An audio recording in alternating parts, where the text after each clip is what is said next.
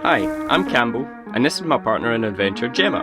Oh, and that's Ellie, our motorhome. We bought her back in June 2021 and have been exploring the beauty of our home country of Scotland ever since. You join us as we set off on a road trip around a 516-mile stretch of unbelievable beauty known throughout the world as the North Coast 500. Over the next 2 months, we will be exploring this route in a way that you have never seen before, uncovering its best kept secrets and exploring it in a way that only slow travel allows. Come along on our adventure with us and get ready to see a side of the North Coast 500 route that will blow your mind. In this week's episode, we begin our final journey through the mystical land of Westeros, visiting the crashing water of the Falls of Measach and trying out our new toy at one of our most scenic park-ups yet. We then round off the trip in classic Highlands to Hammocks fashion with a very unexpected trip up the Bealach Pass on the Applecross Peninsula. This part of Scotland completely blew our minds, so sit back, relax and enjoy the alternative guide to the North Coast 500.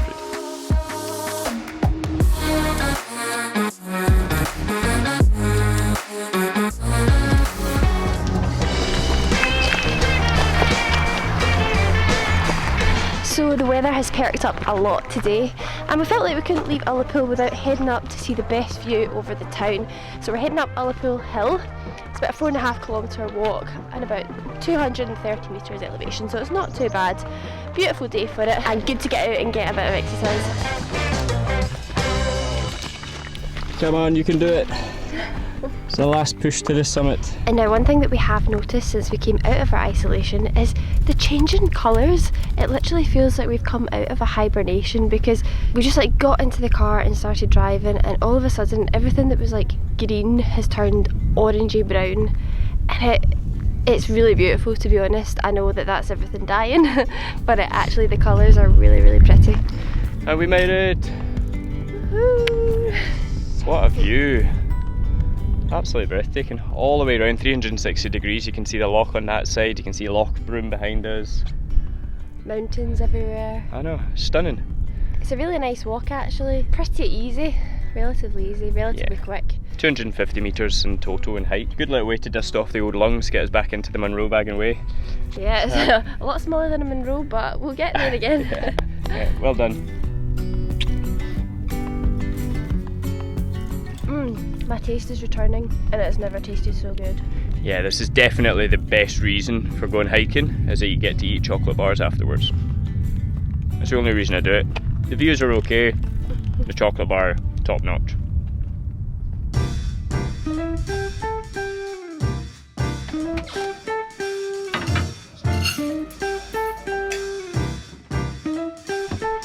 So we're back at the van now. Campbell's just popped into Tesco, he's just picking up a few things that we need and I'm getting stuck into lunch. We're going to make quesadillas today. We've got some wraps to use up, we've got some mixed beans, we're making some spicy rice and we're going to chuck it all in and make a really tasty quesadilla.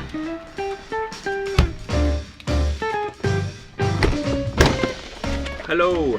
Hello! I have nothing but the essentials. Gemma's face just now. I love pumpkin season! It's the best time of year. We're gonna have so many yummy curries. That makes me very happy. What else did you get? There's a lot more than that was on the list. I think, like I said, only the essentials. Chocolate cookies, flapjack bites. Oh! Yeah, and Milky Bar mousses for desserts. So I was gonna heat up the cookie. Oh yeah. Yeah. The problem is I was hungry when I went into the shops. Exciting. Well, I'm getting stuck into lunch. Yeah, is it almost there? Nearly. Very good. Good. Right, I'm just going to go and empty this bin and then, yeah, come back and have some food.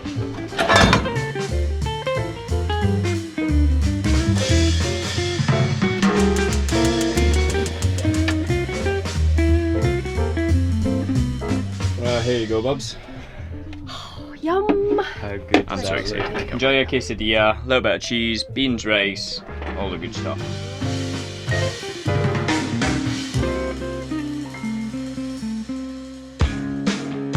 From Ullapool, the road took us south into the dramatic landscape of Westeros. The views were insane and we spent an entire day crawling along the route, our eyes fixed firmly on the stunning mountains that were not far off those in the fictional world of HBO's hit TV show Game of Thrones. Our first stop was at the National Trust site known as Corryshallach Gorge, where we braved the suspension bridge over the 46-metre ravine, which was carved out over thousands of years by the seriously impressive Falls of Measach.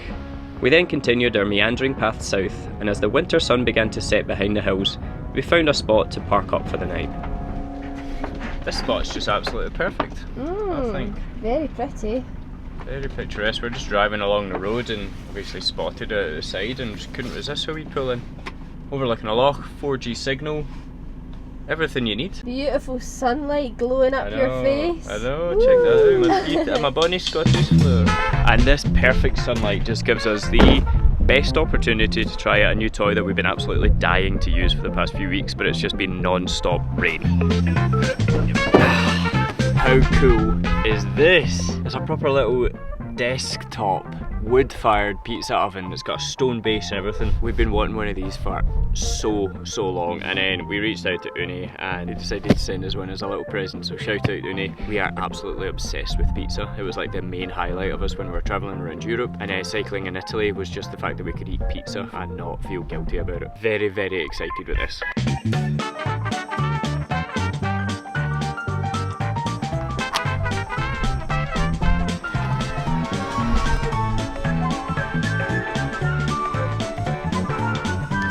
Okay, as usual, nothing but fails for Highlands to Hammocks here today.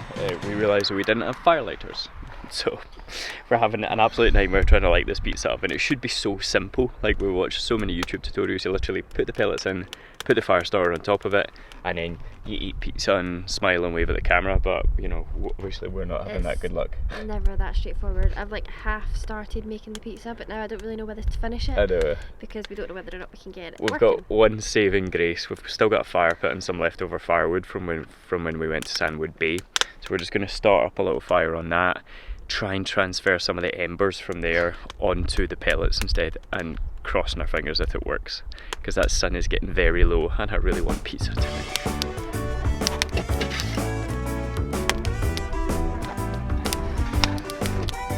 Another funny thing is that they do say that you have to be like really precise with your measurements. Our digital scales, we ended up just like leaving them at home last time, so we don't have scales and we don't have any yeast. I'm completely winging this mix. It looks good. We'll see how it goes. And yet somehow, guys, against all odds, I feel like I might actually be winning here, because I've got a rolling flame along the top of the pizza oven, which reading in the manual is a very good sign. Let's check what the temperature is. They even gave us this thermometer, infrared thermometer, so you can check how hot your stone base is. 150 degrees we're getting there. And of course, a special occasion like this calls for a wee dram of whiskey. I've not been able to taste this since I got it on my birthday because I lost all my sense of taste. I'm going to enjoy this one.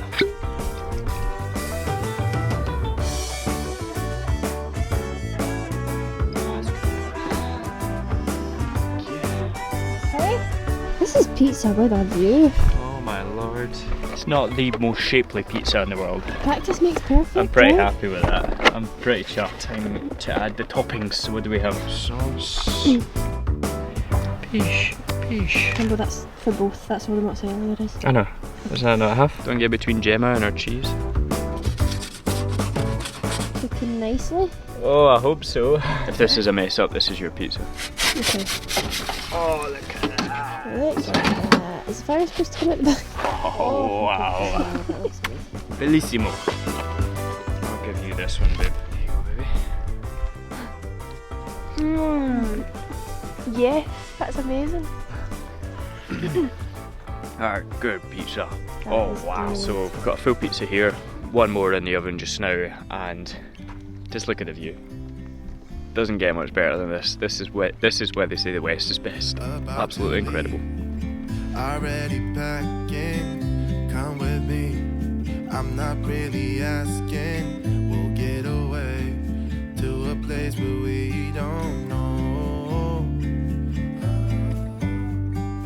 As the sun rose the next day over our very soggy and grey corner of Westeros, we hit the road on our final day in this stunning part of Scotland. The road continued south through the glens of Torridon, showing us just why this part of the country is so synonymous with wild. We meandered along, getting caught in the local traffic and highway breakdowns, and carefully made our way along the narrow and winding roads.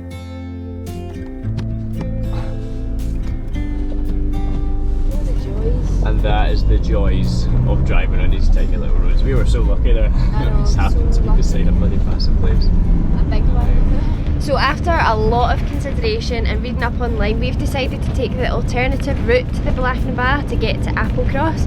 We have actually gone up the Bealach before and it's nerve-wracking enough in a Corsa, never mind in a motorhome, so we've got an 11-mile detour instead. Oh. And that is the downside to not going up the Bealach, is that instead we're fighting off the lorries instead of fighting off the narrow roads. The joys. I mean, like, I've only got a slight memory of what the Bealach was actually like Gemma said, in my tiny little Corsa. But this road in itself is terrifying enough, never mind the actual route up that wee windy narrow thing. But just the landscape itself in this part of the country is just incredible. Like, it feels like a proper little lost land, just hidden away by these wee tiny little roads, so it's completely inaccessible. Absolutely insane. Excuse me mate, is this how we get to Applecross? Yeah, just along there. Perfect, thank you very much. And that is the benefit of coming the alternative route to going up the windy Bealach, is you get to see all the Highland cows. Thankfully today they weren't blocking the road for us, but there's so many of them and they're just like so cute. They were all sitting enjoying the view, looking out to sea. And so unfortunately we had hoped to go to the pub, the Applecross Inn, because it's apparently this, well, we know it's a very, very cosy, warming, beautiful little pub. Last time we went there was like live music and everything as well. It was just amazing. We went in and basically they're fully booked like all night, and yeah, we just don't really want to hang around in Applecross too long because there's no signal and there's not actually a lot of places to camp. Like everywhere you go is big signs saying no motorhomes, no caravans, blah blah blah, so we don't feel that welcome here. So instead we just decided we're going to shoot up the back end of the Bealach, get some good shots from that end, because I've scoped this side out on Google Maps and I reckon it's a lot more suitable to motorhomes. There's still a sign saying not suitable for caravans, but I think that's more referring to the hairpin bends on the northern side or the eastern side of it. So hopefully this western side should be a lot easier, and we should hopefully get some good views from the top of it.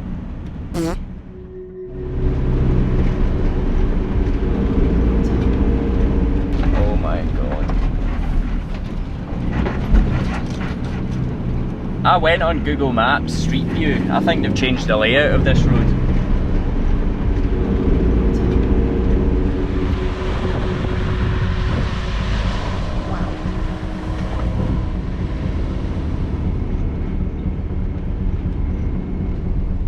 And after all of that, we literally cannot see a thing. We were like, oh yeah, we'll just get up to the top and wait for the clouds to clear, because it's been like on and off all day long. I don't think it's been clear here at all today. It is literally cloud. That is unbelievable. And there's no chance we're getting a drone up either because the van is like shaking right now. This is absolutely insane. That was a lot harder than I thought it was going to be. Yeah. I wouldn't learn from us guys. As usual, learn from our mistakes. I would not recommend doing that in a motorhome or even in a van at all, because it is like the roads are so much narrower than I thought. I thought it had been okay from that side. I don't remember it being that intense the last time. Jesus, no. This is the annoying part where like we are slow travelling the North Coast 500, which means that really we could hang around here, wait for a good window and get the views, but it's just... I don't know when that window's going to come. It's forecast for like rain all week and then snow at the end of the week. Yeah, we don't want to be stuck here. To be honest, yeah, we want to be trying to push over back to our home kind of town of Aviemore. The van is shaking right now. I think I need to get down off of here. Oh my lord. Oh, what a shame. Do I run over and just see if I can get a photo? I don't think you'll be able to see anything. That is crazy. Wowee. All that for that. Oh well.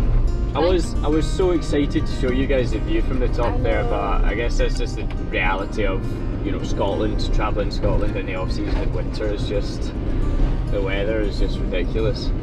And you're not even guaranteed it in the summer, but thank goodness that we didn't go up in the other side. The other side. I know. Because that side was bad enough.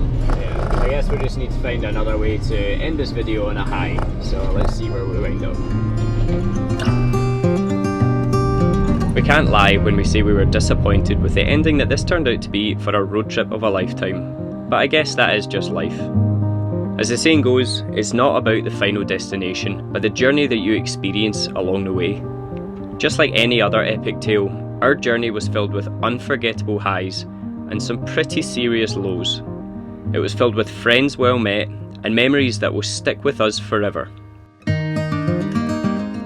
The last 2 months have been absolutely magical. We've seen a brand new side to our home, as Scotland went from summer into winter before our very eyes.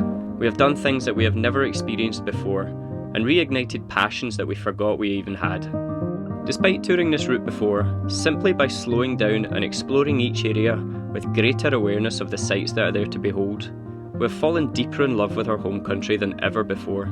This was a road trip whose memories and lessons will stay with us forever, and we cannot wait for you to experience it for yourself.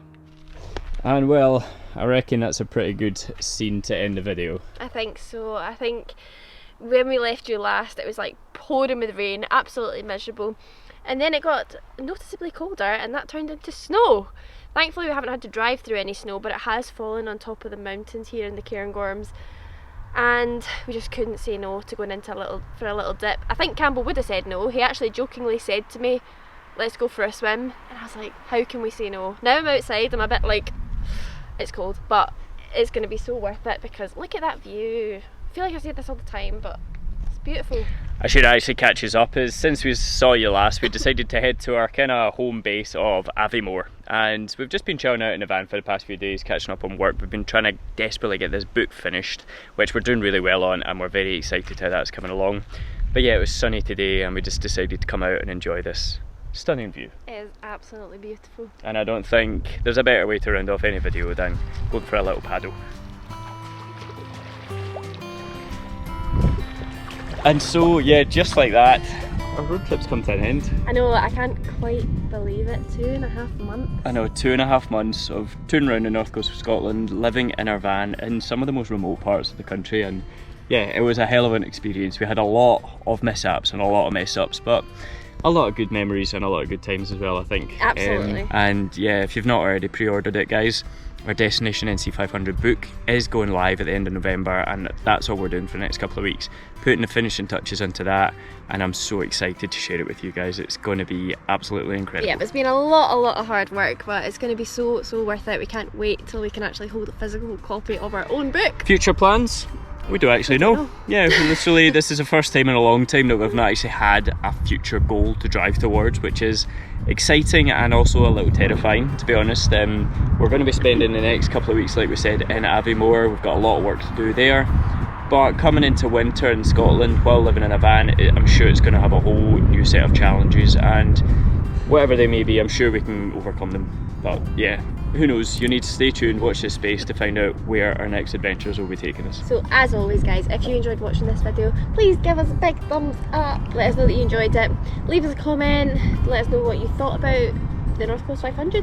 Such a spectacular road trip. Such a spectacular road trip. We'd love to hear your thoughts on it. And if you do want to see where we're going next, or if you want to see more van life videos, hit the subscribe button down below guys, join the Hell and Stamix gang, and as always, we'll see you again in the next one. See ya!